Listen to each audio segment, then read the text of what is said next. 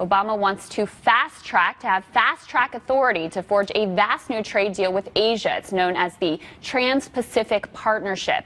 And if approved, it'd be the world's largest free trade zone, a third of the global economy.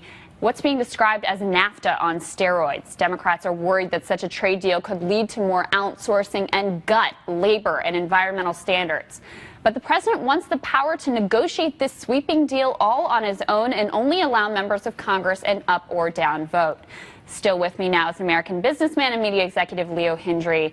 Leo, the president says this is going to be different than NAFTA, right? And if we negotiate this trade deal, then we'll have more power in Asia, and we won't just be letting China set the table. What do you disagree with there? It'll be different than NAFTA in that it'll be even worse than NAFTA, even worse than CAFTA.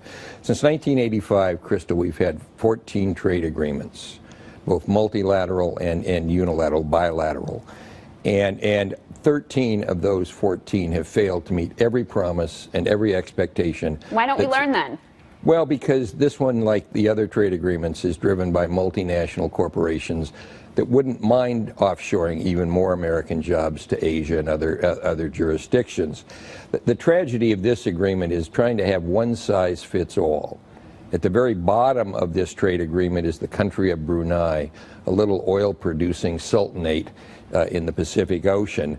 And at the top are China, the United States, Japan, Canada, Mexico. It makes no sense to have a one-size-fit-all approach to trade. The other tragedy is that we're taking away from Congress a constitutionally granted right to approve treaties and agreements of this sort. And this agreement, like the others that preceded it, needs an employment impact statement to go along with the environmental and financial aspects.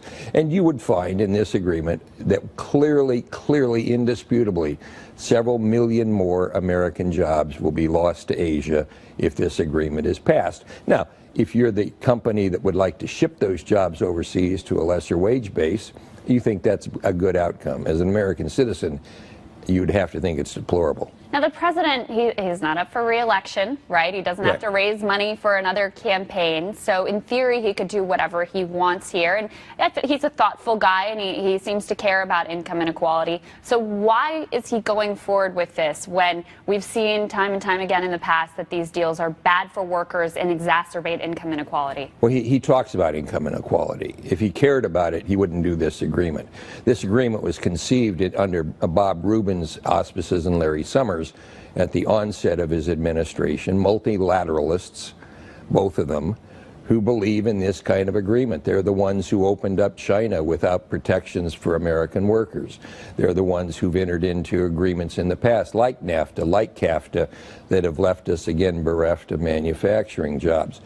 The president gets a bit in his teeth and he runs with it. And he put this particular bit in his teeth upon his inauguration in '09 and has carried it forward all the way to today. It's going to be real interesting to see what happens, because this is now the third battle with Elizabeth Warren that we've seen over the budget deal and then over one of his nominees. Well, but this one, if she loses this one, it'll be a dramatic loss to the economy. Okay, absolutely. Leo Hindery, thank you so much. I really appreciate it. Happy to be here, Crystal.